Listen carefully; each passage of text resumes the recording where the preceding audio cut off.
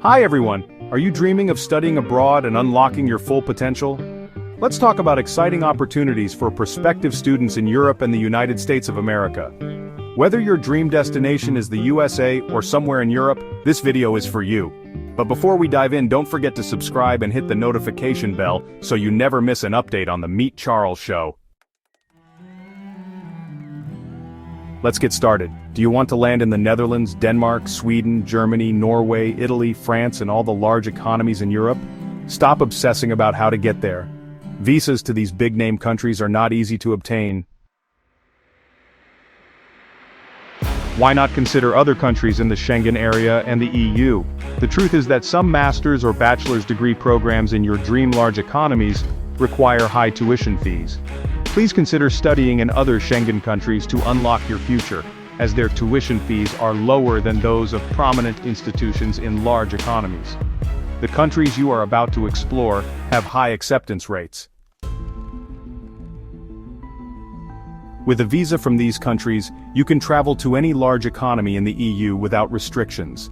Pay for your bus, train, or flight tickets, and you'll be in your dream destination, as they are members of the Schengen area and European Union. Go through these countries and reach your dream destination in Europe. Austria, Latvia, Lithuania, Czech Republic, Luxembourg, Slovenia, Slovakia, Malta, Estonia, Liechtenstein, Iceland, Croatia, and Bulgaria. Let's talk about the United States of America, your dreamland. You can reach the USA simply by being focused. Did you know that besides the 50 states of the United States of America, there are 16 countries considered U.S. territories? Yes, if you study in one of the U.S. territories, you are generally still under U.S. jurisdiction. However, studying in a U.S. territory does not automatically grant you the right to travel to the 50 U.S. states unless you have the proper visa or immigration status. Let's break it down. U.S. territories, there are 16 in total, divided into two categories, inhabited and uninhabited.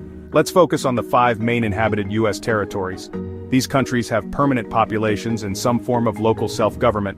1. Puerto Rico, 2. Guam, 3. U.S. Virgin Islands, 4. American Samoa, 5. Northern Mariana Islands. The big question is, can you travel to the US mainland from these 5 territories? If you are a US citizen, for example, from Puerto Rico or Guam, yes, you can freely travel to the mainland US. For a foreign national studying in a US territory, you must hold a valid US visa that allows you to enter the mainland US, F1, B2, etc. If you are already studying in a U.S. territory like Guam or Puerto Rico and want to move to the mainland, you likely need to transfer your visa or apply for a new one, depending on your current status. The U.S. Embassy will evaluate you just like any other applicant. Example: if you're studying in Guam under a student visa, known as the F1 visa, specific to Guam, you cannot automatically enter the mainland U.S. unless your visa allows it. Similarly, some territories have local visa waivers that don't apply to the mainland. Another central question you might consider is how you can study in the mainland USA without going through its territories. Okay, let me guide you. Visa type for foreign students, F1 visa. The F1 student visa is the most common visa for academic studies in the US mainland.